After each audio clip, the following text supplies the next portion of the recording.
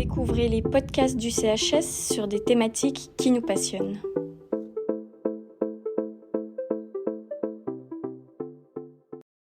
Bonjour à toutes et à tous et bienvenue sur ce nouveau podcast. Je suis Audrey et je vous propose chaque mois un podcast sur des thématiques en lien avec la santé ou le travail en interrogeant des experts de différents domaines.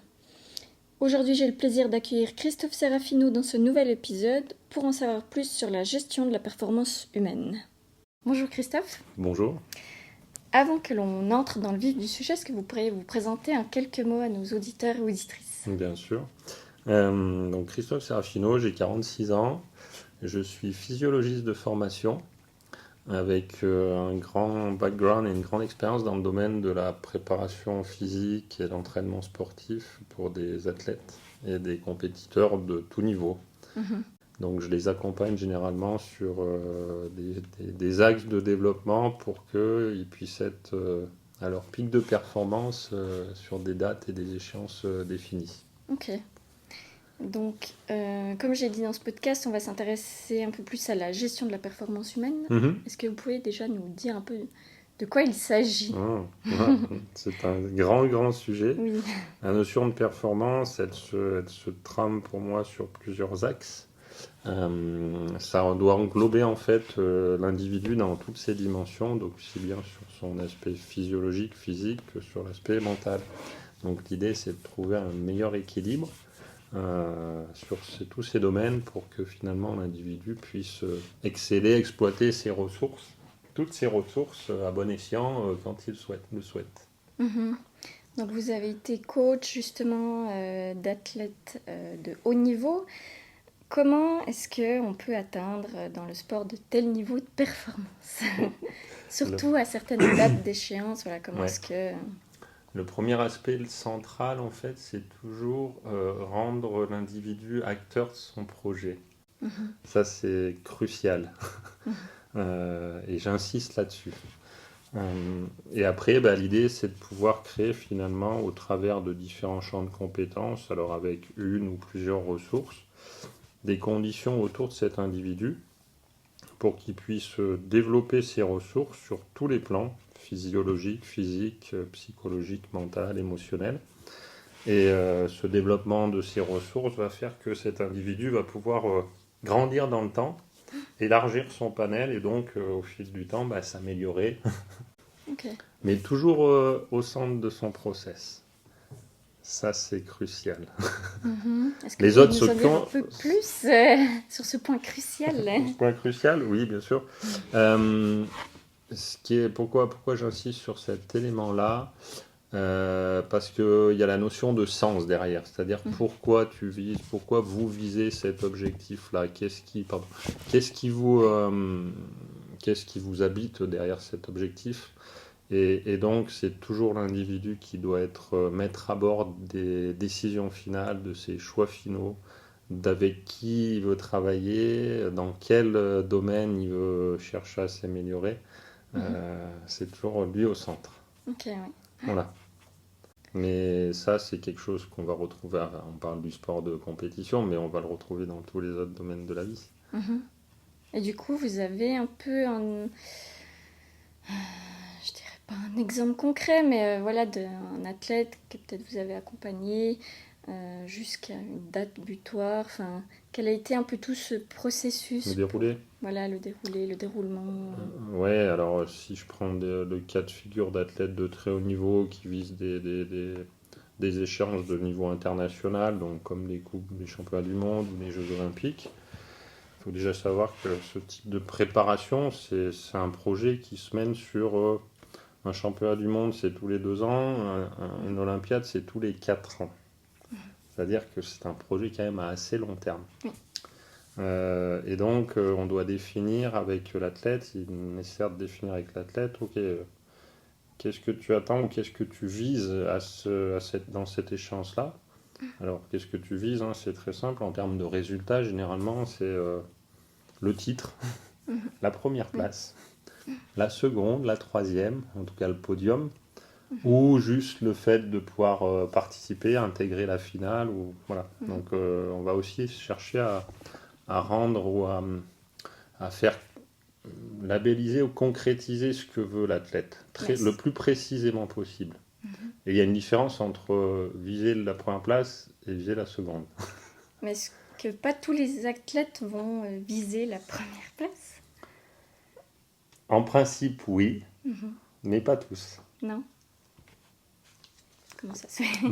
Quand vous êtes pour la première fois intégré dans une compétition d'un tel ordre, un championnat du monde des Jeux, ça ne se présente pas tous les jours. Ouais. Vous n'y accédez pas comme ça en un claquement de doigts, ou alors c'est que vous avez vraiment un talent et un potentiel inné. Ouais. Donc finalement, c'est déjà un premier cheminement qui doit se faire dans une carrière d'athlète pour se dire, ok, je veux participer à des championnats du monde ou à des Jeux olympiques. Après, en fonction de sa participation, est-ce que c'est la première, est-ce que c'est la seconde?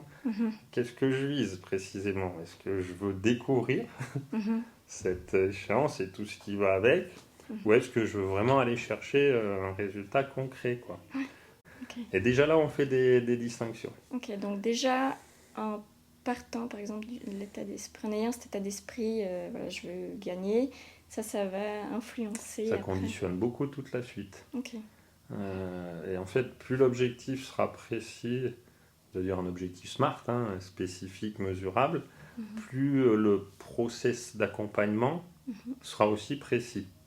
Si je reste sur quelque chose de généraliste, le reste sera aussi généraliste. Donc c'est vraiment important. On parle de la dimension psychologique, mentale, c'est comment préparer les choses pour la suite. Et moi, c'est même chose, c'est un élément crucial. C'est pas toujours simple à faire, mais plus vous êtes précis au départ, plus le cheminement sera précis et donc l'aboutissement aussi. Et même s'il y a échec entre guillemets, à la sortie, au moins on aura des éléments plus concrets pour se dire mais c'est où qu'il y a eu des erreurs commises ou des sorties de route ou quoi que ce soit. On aura des choses mesurables, quantifiables. Et quand on est sur du général, c'est plus difficile. Oui, effectivement. Et du coup, la suite après, la suite du processus.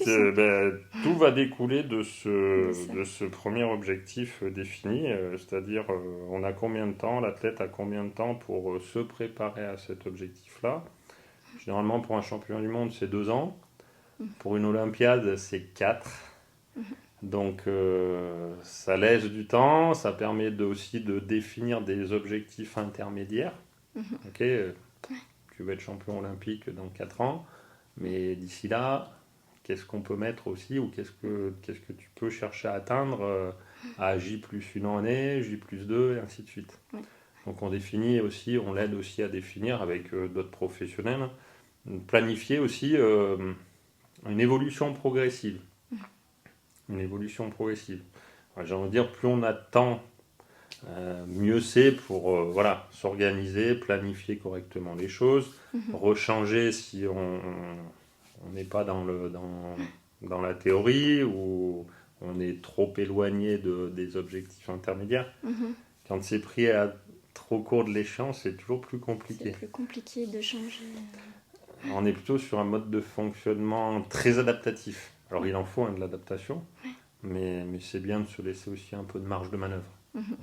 Voilà, donc on va définir avec lui les processus d'évolution, sur quel type de ressources il a le plus besoin de travailler, en fonction de ses points forts, en fonction de ses points faibles, et je vous dis sur l'aspect des dimensions, pas que sur la partie physique, physiologique, mais aussi l'aspect mental, l'aspect émotionnel. Donc tout ça, ça doit se préparer aussi en amont, que quand j'arrive le jour J, je me laisse pas submerger aussi par les émotions. Voilà, c'est pas le tout de se préparer physiquement. C'est nécessaire. Oui. Mais le révélateur, c'est le jour J, c'est la compétition. Et même si vous cherchez dans la préparation à vous rapprocher au maximum de ce qui va se passer le jour J, c'est le jour J. Il ne se présentera qu'une fois et il va être bien spécifique. Donc des fois, on essaye de réduire au maximum les incertitudes. C'est aussi un peu ça le processus de préparation, c'est se dire, ok, voilà sur un plan macro où on en est, et puis on réduit l'entonnoir, et puis il faut qu'on sorte avec la quintessence de. Mais bon, le risque, on ne peut pas tout planifier, la météo, voilà. Et tous ces éléments peuvent avoir leur incidence. Hein. Mais comment vous préparez les athlètes à ça? Vous les mettez en situation? En partie. Donc oui, on essaye de créer des situations, de leur faire vivre des situations qui se rapprochent le plus possible du jour de la compétition, et du jour de la compétition avec toutes ses spécificités, ses particularités. Et puis un autre élément, c'est quand vous avez une compétition du côté de l'Orient, Chine, Japon, c'est pas la même qu'une compétition que vous avez de l'autre côté.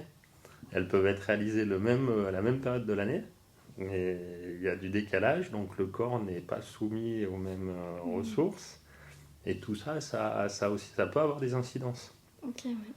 Là encore, si je vous donne des cas concrets, j'avais un certain nombre d'athlètes, et on l'avait constaté avec leurs entraîneurs, quand ils allaient s'entraîner ou faire des stages ou faire des compétitions du côté Chine, Japon, Russie, donc partie Est, ils développaient certains types de fatigue. Ok. Fatigue neurovégétative. C'est-à-dire, voilà, le corps confronté mis dans un environnement, il va répondre d'une manière spécifique pour certains athlètes. Et puis, quand ils allaient de l'autre côté, avec le même décalage horaire, vous rajoutiez 6 heures avec leur base, quoi, mais dans un sens et dans l'autre, ils ne développaient pas le même type de fatigue. Et ça s'explique Ça s'explique principalement parce que, pour résumer, on est sous l'influence de tout. Le corps humain est capable de réagir en positif ou en négatif à peu près tout. Et à peu près tout, c'est-à-dire des couleurs, c'est de l'information en fait. Et pourquoi tel athlète va plutôt mieux réagir quand il va du côté ouest, côté est? C'est toujours la grande interrogation, c'est ce qu'on doit chercher aussi à découvrir en amont. C'est pour ça qu'on planifie, on essaye de faire vivre des situations qui vont se rapprocher d'eux pour voir comment l'individu, on va te parler de l'athlète, mais l'individu dans sa globalité est capable de s'adapter ou de se désadapter à tel ou tel type d'environnement. Okay. Et en fonction des premiers observables ou des premières constatations qu'on peut faire sur du court, moyen ou long terme, on va ajuster, on va aider au développement de... Donc, on essaye, je vous dis, de réduire au maximum les incertitudes, même si le risque zéro n'existe pas. Et on essaye au maximum. Okay. Donc, c'est pour ça qu'on est toujours dans des processus de compréhension. Et je reviens toujours à la genèse, où l'athlète doit être le premier concerné. Finalement, c'est votre projet. C'est un projet personnel, d'évolution personnelle, vise à un titre. C'est un projet d'évolution personnelle, comme on pourrait se dire, moi je veux avoir dans ma carrière professionnelle, dans 5 ans je voudrais pouvoir décrocher ce poste-là, et ainsi de suite, ainsi de suite. Un athlète, c'est la même chose. Dans 2 ans, je voudrais être champion d'Europe, je voudrais participer à des championnats d'Europe, puis dans 4 ans, participer à des championnats du monde, et ainsi de suite, ainsi de suite. Et donc c'est toujours lui, il faut qu'il comprenne finalement qu'il y ait une connaissance personnelle de soi, qui va le guider, qui va l'accompagner dans son évolution, dans son développement. D'ailleurs, il y a toujours un phénomène de co-construction, de processus de co-construction avec l'athlète. On est, en fait, l'athlète est le récepteur, et puis toutes les personnes qui gravitent autour de lui sont un peu des antennes.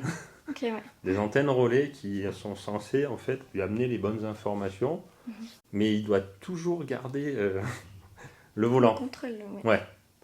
Pour dire non, moi maintenant je décide que ça sera plutôt comme ça. J'ai entendu ce que vous avez pu me dire, mais ça a plus de sens pour moi. C'est quand même lui qui est un peu le... Le jour où il va devoir performer, il sera tout seul. Hein. Donc justement là, vous avez fait un peu un parallèle aussi avec la carrière professionnelle. J'aimerais savoir un peu aussi si on peut appliquer toutes ces leçons au monde du travail. Oui.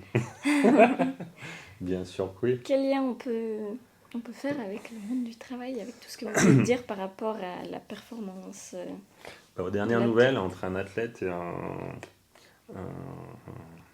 une personne qui évolue dans le milieu professionnel, vous avez affaire à des individus. Donc ils ont tous la même base de travail, la même physiologie. C'est juste que on va avoir des profils de personnalité un peu différents, on va avoir des adaptations. Et puis après, la seule différence notoire que je note, c'est que un athlète il va devoir exceller dans un contexte précis. Oui, à une date clé qui a été préparée pour Oui, de longues mais finalement, années. un collaborateur ou un travailleur, il peut aussi très bien se construire personnellement. Moi, je veux intégrer telle société dans tant de temps. Et puis dans cette société, je veux avoir, entre guillemets, un plan de carrière qui, dans 4 ans, me permet d'aboutir à ça. C'est juste après une question de contexte. On a d'un côté le sport, le terrain de jeu pour des athlètes. Alors, ça peut être une piscine, ça peut être un stade, ça peut être une patinoire. Voilà, c'est un contexte. Et puis de l'autre côté, c'est un contexte entreprise. Mais à la sortie, c'est exactement les mêmes règles. C'est une question de je veux aller jouer dans quel cours, entre guillemets. Et que je vous dis, le sport de haut niveau, c'est réservé à une élite. Donc tout le monde, tous les athlètes, tous les sportifs licenciés ne pourront malheureusement pas toucher ou pas atteindre ce contexte-là, malheureusement. C'est réservé à une élite. Dans le milieu du travail, vous allez voir la même chose. Certains postes seront réservés aussi à une élite. Voilà. Et puis d'autres plus ouverts, et ainsi de suite. Et donc, en fonction de mes propres ressources, et puis aussi de ma propre ambition personnelle, où est-ce que je veux aller? Jusqu'où je veux monter dans une hiérarchie professionnelle? Mais là, la seule limite que je vois, c'est juste la capacité de l'individu à se projeter. Oui. Voilà. Et qu'est-ce que les entreprises, les managers peuvent faire pour justement optimiser cette performance de leur équipe c'est toute l'expérience. Bon, moi, je vois dans le haut niveau, mais comme je vous dis, c'est déjà... Il y a tout un processus de prise de conscience de l'individu au départ. C'est finalement quelles sont vos ressources actuelles. Ok. Et puis, qu'est-ce que vous pourriez améliorer chez vous en termes de ressources? C'est plutôt un travail personnel, du coup. Oui, oui. Même si on peut le faire de manière collective. Moi, je travaille avec des groupes d'équipes, des groupes de sport collectif. On va essayer d'aborder aussi le team, au sein duquel il y a différents éléments. Mais si on veut tirer la quintessence de l'équipe, il faut voir ça de manière collective, comme dans une entreprise. Est-ce que une entreprise, c'est un ensemble de départements, c'est un ensemble de collaborateurs, mais qui sont censés former des équipes avec un maillage, un rouage le plus harmonieux possible pour viser l'excellence, viser des objectifs que la direction peut aussi des fois imposer. Mais là, moi, je mets le doigt là-dessus. C'est imposer des choses à la tête, c'est très bien.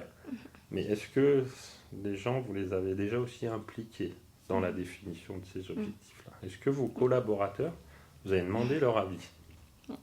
Comme je vous dis, si vous n'impliquez pas les personnes concernées dès le départ, ils vont pas avoir forcément de sens. Le sens, ok, pour vous, ça a du sens, dirigeant d'entreprise, de viser telle part de marché. Okay. Ça a du sens. Très bien. Mais c'est pour vous. Et ceux qui sont en dessous, qui sont censés contribuer et participer à tout ça, est-ce que ça a le même sens que vous? Ce sera pas la même implication, du coup. Ouais. Voilà. Et justement, s'il n'y a pas de sens, c'est là où ça va poser problème. Alors peut-être pas sur du court terme, mais à moyen long terme, sûrement. Pourquoi ? Parce qu'il va y avoir un décalage qui risque de se créer entre les ressources qu'ont les personnes et les contraintes que vous leur imposez. Et s'il y a un trop gros delta, un trop gros écart entre les ressources et les contraintes, alors dans un cas comme dans l'autre, c'est-à-dire les ressources qui sont excédentaires par rapport aux contraintes, c'est pas non plus intéressant. C'est source de démotivation pour la personne. Oui. Et puis si j'inverse la balance, c'est-à-dire des contraintes extravagantes et puis très peu de ressources, bon bah là on amène très vite les gens vers de la fatigue, de l'épuisement professionnel et voire du burn-out. Voilà, j'ai pris les deux, les deux opposés, puis au milieu bah, vous jouez avec la balance. Trouver l'équilibre, Ressources, contraintes. Et comment ça se... Comment ça se régule, comment ça se trouve. Là encore, c'est toujours une implication, une prise de conscience un échange et une communication entre les différentes parties impliquées dans ce type de processus. S'il n'y a pas d'échange, vous ne pouvez jamais savoir. Vous pouvez juste constater. Mais des fois, constater, c'est un peu trop tard, quoi. C'est jouer au pompier de service. Je vais essayer d'éteindre un incendie avec un verre d'eau. Alors après, on cherche à mettre, je le vois beaucoup dans le milieu de l'entreprise, j'interviens, on cherche des solutions de dernier recours pour éteindre un incendie, mais un incendie qui a pris tellement d'ampleur que c'est plus le verre d'eau, là, c'est plus la lance à incendie qu'il faut, c'est l'avion qui va déverser. Avant d'arriver à ça, il aurait peut-être fallu se préoccuper un petit peu de certaines choses en amont, faire un peu plus ce qu'on pourrait appeler de la prévention. Mais la prévention, ça passe par la communication. Ok. On va mettre en place des petits contextes, des petites ressources à moindre coût, mais qui auront beaucoup plus d'impact sur le long terme que si on attend 3 mois où là le brasier s'est lâché, quoi. Donc le thème du podcast, c'est l'optimisation de la performance humaine. La performance humaine n'est pas que liée au sport. Ça peut s'appliquer à tout. Si vous reprenez la définition de la performance au sens large du terme, c'est juste la performance, c'est l'atteinte d'un objectif. Est-ce que, pour terminer, vous aimeriez ajouter quelque chose ? Est-ce que vous avez un mot de la fin ? C'était très complet, très riche. Non, je crois que l'idée, c'était aussi de pouvoir faire ce lien entre les différents environnements et faire prendre conscience finalement aussi au milieu de l'entreprise qu'il y a de formidables ressources à disposition, qui s'appellent des collaborateurs, et que le milieu de l'entreprise, au sens large du terme, a son rôle à jouer pour le développement de tout un chacun, quoi. Et le développement de tout un chacun, généralement, permet le développement du tout. C'est une très belle conclusion. On va terminer sur ça. Merci beaucoup. Merci.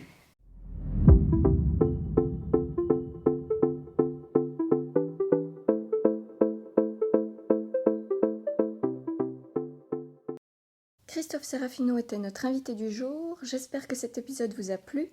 N'hésitez pas à le partager et à vous abonner à la chaîne. Merci pour votre écoute et moi je vous dis à très vite pour un nouvel épisode. C'était Audrey pour le CHS.